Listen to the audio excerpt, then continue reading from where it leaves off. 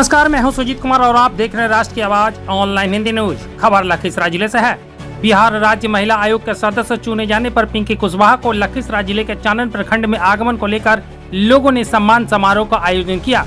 इस दौरान पिंकी कुशवाहा ने आए हुए लोगों से किए गए वादे को पूरा करने की बात कही। आइए सुनते हैं कि पिंकी कुशवाहा ने लोगों से क्या कहा।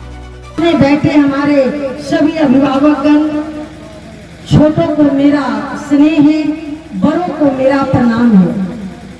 जो हमारे मीडिया के साथी भी हैं, उन्हें भी दिल की गहराई से मैं आभार व्यक्त करता हूँ। साथियों, मैं पुनः इटौन पंचायत की जनता को धन्यवाद देती हूँ कि आपने इस पंचायत से प्रतिनिधित्व करते हुए पंचायत समिति लड़ करके और मैं ब्लॉक की प्रमुख बने और आप सभी लोगों का स्नेह और आशीर्वाद मुझे मिला, तो यहाँ से निकल कर मैं बिहार प्रदेश तक पहुंची। ये आपका देन है और मैं इसे सर झुका करके मैं आप सभी को नमन करती हूँ। अगर आप अपना आस्था और विश्वास मुझ में नहीं दिखाते तो शायद मैं आज यहाँ तक नहीं पहुँचती। इसलिए भारतीय जनता पार्टी में बिहार प्रदेश में संगठन में कई दायित्वों का मैंने निर्वहन किया, कई दायित्वों का। अभी फिलहाल में मैं प्रदेश की मंत्री थी, प्रदेश की उपाध्यक्ष थी। कई सारे संगठनों का दायित्वों का कुशलतापूर्वक निर्वहन करते हुए पार्टी ने मुझे अब सरकार में प्रतिनिधित्व करने का मौका दिया। और ये राज्य महिला आयोग की सदस्य राज्य मंत्री का दर्जा है, लेकिन अगर जो माननीय विधायक और सांसद बनते हैं तो वो सदन में आपका प्रतिनिधित्व करते हैं। लेकिन मैं यहाँ जो महिलाओं की समस्या है, घरेलू हिंसा हुई और भी बहुत तरह की महिलाओं के साथ दुराचार आचार जो होता है, उनकी समस्याओं का निष्पादन। और ये यही नहीं, अगर किसी ऑफिस है, कहीं भी है, अगर महिला को मान सम्मान नहीं मिल रहा है तो वो अपने न्याय के लिए महिला आयोग का दरवाजा खटखटा सकती है। पुनः 2 वर्षों से महिला आयोग बंद था, लेकिन अब पुनः चालू हो गया है और 4000 केस जो है पहले से पेंडिंग था। अभी हम लोगों ने आयोग आपके द्वार ये कार्यक्रम महिला आयोग के द्वारा संचालित की जा रही है।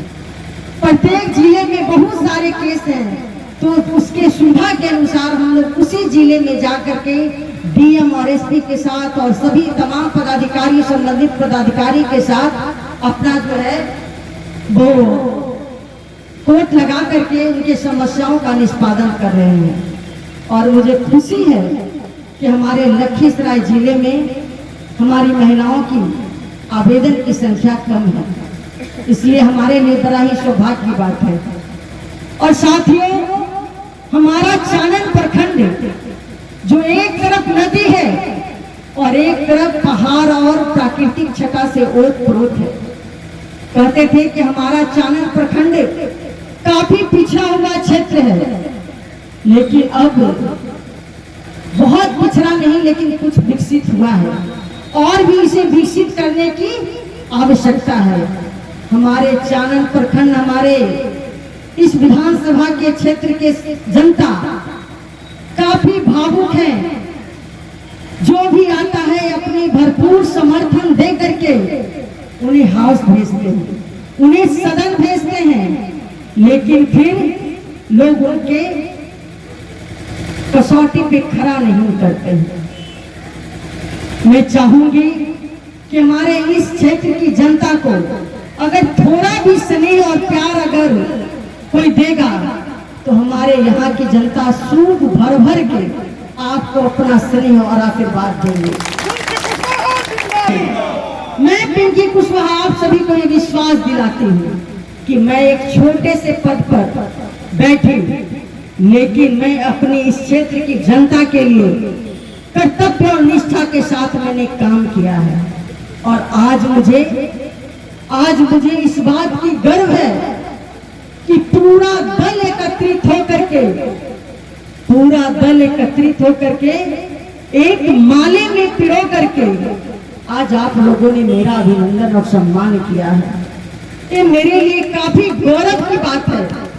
और आज आप लोगों ने जो सम्मान दिया है, ये दुगनी जिम्मेवारी मुझे बढ़ा दी है कि नहीं, अगर मैं एक कदम चलूंगी तो आप 10 कदम पर मेरा सहयोग करेंगे। अभी अरविंद भैया कहे थे, कोई भी काम ऐसा है, कोई भी जनप्रतिनिधि, कोई भी अगर चाह ले तो राह नहीं निकल सकता है। और मैंने इस काम को सार्थक करके दिखाया है साथियों, मैंने इस काम को सार्थक करके दिखाया है। लोग कहते थे कि ये तो मुंगेरी लाल का हसीन सपना है, मैंने उस सपने को भी साकार करके दिखाया है। लेकिन कहता है ना कि बड़ी मछली छोटी मछली को निगल जाते हैं, तो हम लोग अपने काम में विश्वास रखते हैं। काम कोई भी हो, अगर आप सच्चाई और निष्ठा के साथ करेंगे तो आपके साथ एक कारवां खड़ा नजर आएगा। और मुझे विश्वास है कि अगर हम अपने काम में थोड़ी भी सच्चाई रखेंगे, थोड़ी भी ईमानदारी रखेंगे, तो ये कारवां दुख हो सुख हो सब में हमारे साथ खड़े रहेंगे। और ये हमारा क्षेत्र, यहाँ अभी मैंने उनसे बात की कि भैया मेरा चानन प्रखंड है, बहुत ही पिछड़ा हुआ क्षेत्र है, लेकिन उन्होंने जितना जमीन का डिमांड किया, मैंने अरविंद भैया और सब लोग से बात भी की, बोली इतना जमीन तो हमारे चानन में नहीं है। अगर चानन में होता तो मैं जरूर प्रयास करके उस उद्योग को मैं लगाने का भी मैं प्रयास करती। मां सिंगरी ऋषि धाम का, वहां भी मैं पर्यटक स्थल के लिए, यही हमारे नीतीश मिश्रा जी ही पर्यटन मंत्री भी थे, उनको भी मैंने सारा आवेदन लिख करके दिया और वो हमारे डीएम साहब के पास भी गया। मामला फंसा कि वो फॉरेस्ट का जमीन पड़ता है, जिसके कारण उसको विकसित करने में थोड़ा अड़चने आ रही थी। तो हमारी डीएम साहब से भी बात हुई, उन्होंने कहा कि जब दोनों मंत्री एक साथ बैठेंगे, फॉरेस्ट मिनिस्टर और पर्यटन मिनिस्टर जब दोनों एक साथ बैठेंगे तब आपका काम का निष्पादन होगा।